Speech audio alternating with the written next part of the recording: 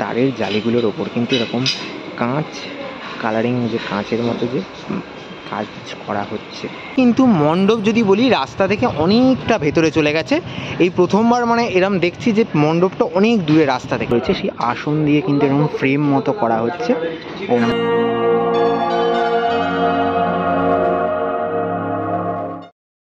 সকলকে স্বাগত জানাই আরও একটি নতুন ভিডিওতে, আরও একটা নতুন দিন, আরও একটা নতুন জার্নি। আর আজ রয়েছি উত্তর কলকাতা। উত্তর কলকাতায় গত বছর যে পুজোটা তোমাদের সকলের দারুণভাবে মন কেড়েছে সেটি হলো আবোল তাবোল পাড়ার পুজো, অর্থাৎ হাতিবাগান নবীনপল্লী। ইতিমধ্যে আমি সেই আবোল তাবোল পাড়ায় দাঁড়িয়ে রয়েছি, যেটা এখন বহুল চর্চিত, ফটোগ্রাফারদের একটা জোন হয়ে গেছে আবোল তাবোল পাড়া। কিন্তু পুজোর সময় কিছুদিনের জন্য এই আবোল তাবোল পাড়া কিন্তু সাময়িকভাবে বন্ধ থাকবে, কেননা নতুন আঙ্গিকে তাদের এবছরের মণ্ডপ সেজে উঠছে। নবীনপল্লীর এবছরের চমক হিসেবে আমরা যেটা জানতে পেরেছি সেটি হলো থিয়েটার পাড়া। সেই থিয়েটার পাড়া কিন্তু এই আবোল তাবোল পাড়ায় কনভার্ট হচ্ছে থিয়েটার পাড়াতে। তাই নবীনপল্লীর এই থিয়েটার পাড়া ঠিক কীভাবে সেজে উঠছে, প্রস্তুতির কাজ কতদূর, সবটা ঘুরে দেখাবো আজকের এই ভিডিওতে। পাশাপাশি আজকের এই ভিডিওতে তোমাদের সাথে উত্তর কলকাতার আরও দুই বিখ্যাত পুজোর আপডেট শেয়ার করব। তাই ভিডিওটা পুরোটা দেখতে থাকো, অনেক অনেক আপডেট থাকছে। চলো দেখা যাক নবীনপল্লীর কীরকম কী চমকের প্রস্তুতি চলছে। চলে এসছি সেই বিখ্যাত আবোল তাবোল পাড়াতে। আর আবোল তাবোল পাড়া মানেই হচ্ছে হাতিবাগান নবীনপল্লী। যাদের এবছরের কি চমক রয়েছে সেটা জানতে ইতিমধ্যেই তাদের মণ্ডপের সামনে। হাতিবাগান নবীনপল্লী গত বছর সুকুমার রায়ের এই আবোল তাবোল সৃষ্টিকে নিয়ে মণ্ডপ গড়ে একেবারে সকলের মন জিতে নিয়েছিল। এবছর তারা কি কাজ করছে সেটা তো আমরা প্রত্যেকেই অপেক্ষায় থাকবো, কি চমক রাখছে। কিন্তু তার আগে প্রস্তুতি ঠিক কোন পর্যায়ে রয়েছে সেটা দেখাবো। মণ্ডপের ভেতরে যাব, কিন্তু তার আগে যেটা দেখাবো ঠিক এই পার্টটাতে গত বছরও একটা কিন্তু কাজ হয়েছিল। এখানে একটা লাইভ প্রেজেন্টেশন গত বছর ছিল, আর এইবারেও কিন্তু এখানে একটা লাইভ প্রেজেন্টেশন হয়তো থাকতে পারে, কেননা মণ্ডপের পার্ট যেমন এইটা মূল মণ্ডপ হচ্ছে, তার পাশাপাশি কিন্তু এটিও একটি মণ্ডপের পার্ট হিসেবে তৈরি হচ্ছে। এইখানে মণ্ডপের পার্ট হিসেবে এখানে কিন্তু প্লাই দিয়ে এখন কাজ চলছে, একটা মঞ্চ বাঁধার মতো কাজ কিন্তু ইতিমধ্যেই নবীনপল্লীতে চলছে। কিন্তু পুরনো স্মৃতি হিসেবে সেই আবোল তাবোল পাড়ার চিহ্ন কিন্তু রয়েই গেছে। সম্ভবত এগুলি কিন্তু ঢাকা পড়ে যাবে পুজোর সময়। এগুলো যখন ঢাকা পড়ে যাবে তখন নতুন যে মণ্ডপের আদলে টোটাল জায়গাটা সেজে উঠবে। আপাততকালীন খোলা রয়েছে, কিন্তু এই যে ফ্ল্যাট বাড়িগুলো রয়েছে, এই ফ্ল্যাট বাড়িগুলোর ওপর যে আঁকাগুলো এইগুলো থাকবে। তোমরা পুজোর সময় এলেও সম্ভবত এই জিনিসগুলো আবার দেখতে পেতে পারো। আপাতত এই হচ্ছে মণ্ডপ। আর এই যে মোটামুটি মণ্ডপের উচ্চতা বেশ ভালো রকম গেছে। চলো ভেতরটা এবার যাই, অনেক তো কথা বাড়িয়ে নিয়েছি। ভেতরটা এগিয়ে দেখায় যে কাজ কতদূর এগিয়েছে। এই হচ্ছে মোটামুটি নবীনপল্লীর মণ্ডপের অন্দরমহল। এই হচ্ছে মূল পথ, যে মায়ের দর্শন করতে যাওয়ার যে মূল পথ। মণ্ডপের অন্দরমহলে আপাতত যে প্লাই দিয়ে কাজ, সেই প্লাই দিয়ে কাজগুলি কিন্তু হয়েছে। এই উত্তর কলকাতা মানেই হচ্ছে ঐতিহ্যের সাথে আভিজাত্যের পুজো। আর শিকদার বাগান তাদের মধ্যে একটি অন্যতম পুজো। 112তম বছর, এটা কম কথা নয়। শতবর্ষ পেরিয়ে 112 বছরে শিকদার বাগানের এই পুজো। এবছরের ভাবনায় আমরা দেখতে পাচ্ছি মানবতার উৎসব, এবং এই ব্যানারের সামনেই রয়েছে তাদের এবছরের মণ্ডপ প্রস্তুতি চলছে। চলো ভেতরে গিয়ে সবটা ঘুরে দেখা। রয়েছি শিকদার বাগান সার্বজনীনের একদম মণ্ডপের অন্দরমহলে, আর ভেতরে কিন্তু প্রস্তুতি পর্ব চলছে এখন। আর প্রস্তুতি পর্বে আমরা যেটা এখন ভেতরে এসে দেখতে পাচ্ছি সেটা হচ্ছে এই ধরনের কিন্তু যে কাঁটা তারগুলো, সেই কাঁটা তারগুলো দিয়ে কাজ চলছে। আর এখানে কিন্তু এরকম তারের যে জালি, সেই জালি দিয়ে কাজ চলছে। এই হচ্ছে মূল এন্ট্রি। সেই মূল এন্ট্রি দিয়ে দর্শনার্থীরা প্রবেশ করে কিন্তু এই সোজা রাস্তা ধরে প্রতিমা দর্শন করতে পারবে। এবং মণ্ডপের দুটো দিকেই আমরা যেটা দেখতে পাচ্ছি, এরকম লোহার কাজ, আয়রন স্ট্রাকচারের কাজ হয়েছে, এবং তার সাথে কিছু এরকম তারের জালি দিয়ে কিন্তু কাজ করা হয়েছে। আর এখানে যেটা দেখতে পাচ্ছি, এই যে তারের জালিগুলোর ওপর কিন্তু এরকম কাঁচ কালারিং, যে কাঁচের মতো যে কাজ করা হচ্ছে। এই যে তারের জালিগুলোর কথা বলছিলাম, এর ওপর কিন্তু এইরকম গ্লাস মেটেরিয়াল, যেগুলো কিন্তু এরকম কালারিং, নীল, হলুদ, লাল সমস্ত ধরনের কালারিং কাজ, এরকম কাঁচের মতো যে মেটেরিয়াল, সেইগুলো দিয়ে কিন্তু এইগুলোকে সাজানো হচ্ছে। এবং এই মেটেরিয়ালগুলো আবার এই জায়গাতেও লাগানো আছে, যেগুলো মণ্ডপের একদম দুই ধারে ব্যবহৃত হয়েছে।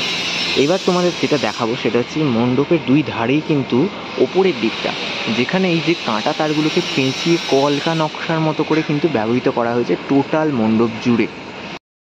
এটি হচ্ছে মাতৃ প্রতিমা যেখানটি থাকবে সেই জায়গাটি। ঠিক এর ওপরে উঠেই কিন্তু দর্শনার্থীরা যে মাতৃ প্রতিমা, সেই মাতৃ প্রতিমা এখানে দর্শন করতে পারবে এবং এটি সম্ভবত এক্সিট হতে চলেছে। শিকদার বাগানের এবছরের ভাবনা মানবতার উৎসব, আর এই মানবতার উৎসব যে থিম ভাবনা, সেই থিম ভাবনাকে কেন্দ্র করেই এবছরের মণ্ডপ সেজে উঠছে। তো এই ছিল মোটামুটি শিকদার বাগানের মণ্ডপ। এখনও আপাতত অনেকাংশের কাজ বাকি রয়েছে, সেগুলো যত এগোবে তত কিন্তু আমরা বুঝতে পারবো শিকদার বাগানের এবছরের যে মণ্ডপ, সেই মণ্ডপ কীভাবে রূপ পাচ্ছে। এই মুহূর্তে চলে এসেছি উত্তর কলকাতার আরেক বিখ্যাত পুজো নলিন সরকার স্ট্রিট। নলিন সরকার স্ট্রিট প্রত্যেক বছর আমাদের একটা অসাধারণ মণ্ডপ উপহার দিয়ে থাকে। এবছরের যে মণ্ডপ, সেই মণ্ডপ কিন্তু বিশাল আকৃতির মণ্ডপ হয়েছে এবং মণ্ডপের কাজ কিন্তু জোর কদমে চলছে। অবশ্যই ভেতরে গিয়ে দেখানোর চেষ্টা করব যে কি কাজ হচ্ছে। রয়েছি হাতিবাগান সর্বজনীনের যে পুজোটি হয় যেখানে, সেই গলিটাতে প্রত্যেক বছর আমরা দেখি এই গলি দিয়ে ঢুকে এই রাস্তার উপর ঠিক এই সামনের জায়গাটিতে কিন্তু পুজোটা হয়। এবছর কিন্তু মণ্ডপ যদি বলি রাস্তা থেকে অনেকটা ভেতরে চলে গেছে। এই প্রথমবার মানে এরম দেখছি যে মণ্ডপটা অনেক দূরে রাস্তা থেকে। এইখান থেকে মোটামুটি প্যান্ডেলের কাজ যেটা দেখতে পাচ্ছি সেটা শুরু হচ্ছে। বাঁশের বিভিন্ন স্ট্রাকচার রয়েছে, সেই সমস্ত বাঁশের স্ট্রাকচার দিয়ে এরকম একটা পার্ট করা হয়েছে এই জায়গাটাতে। আর সেই দূরে কিন্তু মণ্ডপ শুরু হচ্ছে, ওটা ওখান থেকে শুরু হয়ে আরও অনেকটা পেছনে লেন্দি হয়েছে মণ্ডপটা এবছর। তো এই মোটামুটি কাজ এগিয়েছে। আর এই হচ্ছে একদম মণ্ডপের শুরুটা, এই জায়গাটা থেকে মণ্ডপটা শুরু হচ্ছে। আর এবছরের যে থিম প্রকরণ, আর সৃজনের দায়িত্বে রয়েছেন শিল্পী সুশান্ত শিবানী পাল, যার হাত ধরে তোমরা প্রত্যেক বছর টালা প্রত্যয়ের মণ্ডপ দেখতে পাও। এবছর তিনি 3টে পুজো করছেন কলকাতাতে, তার মধ্যে হাতিবাগান সার্বজনীন একটি অন্যতম। আর ঠিক এই জায়গা থেকে পুজো মণ্ডপটি শুরু হচ্ছে এবং ভেতরের দিকে কিন্তু অনেকটা বিস্তৃত হয়েছে এবারের পুজো মণ্ডপ। এই মুহূর্তে চলে এসেছি নর্থ ত্রিধারা দুর্গোৎসবের যে পুজো প্রাঙ্গণ সেখানে। আর নর্থ ত্রিধারা দুর্গোৎসব প্রত্যেক বছরই নতুন নতুন আমাদের চমক দিয়ে থাকে। আর এবছরের যে মণ্ডপ, সেই মণ্ডপ নির্মাণের কাজ কিন্তু ইতিমধ্যেই শুরু হয়ে গেছে। আচ্ছা, মণ্ডপের ভেতরে এবার দেখাই কি কাজ চলছে মণ্ডপের ভেতরের দিকটাতে। এটা হচ্ছে নর্থ ত্রিধারার মণ্ডপের একদম ভেতরের পার্টটা। তো এই ভেতরে এখন মোটামুটি যে কাজগুলো চলছে যেটা দেখাবো, এইখানে কিন্তু একটা নামাবলী দেখতে পাচ্ছি। এরকম একটা নয়, একাধিক নামাবলী রয়েছে। আর যে আসন রয়েছে, সেই আসন দিয়ে কিন্তু এরকম ফ্রেম মতো করা হচ্ছে। এরকম যে বাটামের ফ্রেমগুলোতে কিন্তু এই আসনগুলোকে এঁটে এঁটে কাজ করা হচ্ছে। এরকম অনেকগুলো ফ্রেম রয়েছে। আর এই হচ্ছে মোটামুটি মণ্ডপের ভেতরটা, যেখানে কিন্তু এই যে তোমাদের দেখাই একটা মডেল হিসেবে এখানে কিন্তু করা রয়েছে। এই আসনের ফ্রেমগুলো দিয়ে নামাবলীটা দিয়ে এইরকম জিনিসটা কিন্তু সিলিংয়ে থাকতে চলেছে। তো সেটা একটা করে রাখা রয়েছে এবং সেইগুলোই কিন্তু এখানে রেডি হচ্ছে। এইখানটা একটা সিঁড়ি মতো করা রয়েছে, এখানটা একটা মঞ্চও মতো করা রয়েছে। তো এই হচ্ছে মোটামুটি নর্থ ত্রিধারার ভেতরের কাজ। তাহলে আজকের এই ভিডিওতে তোমাদের সাথে শেয়ার করে নিলাম উত্তর কলকাতার বেশ কিছু সেরা সেরা পুজোর আপডেট। যেখানে যেখানে মণ্ডপের ভেতরে প্রবেশ করতে পারলাম সেখানের আপডেট তো শেয়ার করলাম, আর যেখানে যেখানে এখনও অনুমতি পেলাম না সেখানের আপডেট অবশ্যই আরও কিছুদিনের মধ্যে শেয়ার করব। তার মধ্যে যেগুলো যেমন ছিল হাতিবাগান সার্বজনীন, আপাতত ভেতরে কাজ দেখাতে পারবো না, তোমরা প্রত্যেকেই জানো। আর 30শে সেপ্টেম্বর থেকে কিন্তু হাতিবাগান সর্বজনীন মণ্ডপ খুলে যেতে চলেছে। আর তার সাথে যেগুলো দেখালাম শিকদার বাগান কিংবা আরও যে পুজোগুলো শিকদার বাগানের পাশাপাশি নবীন পল্লীর যে আপডেটটা দিলাম, সেগুলো মিলিয়ে আর এই নর্থ ত্রিধারা মিলিয়ে একটা এই ভিডিও আপডেট আমি তোমাদের সাথে শেয়ার করলাম।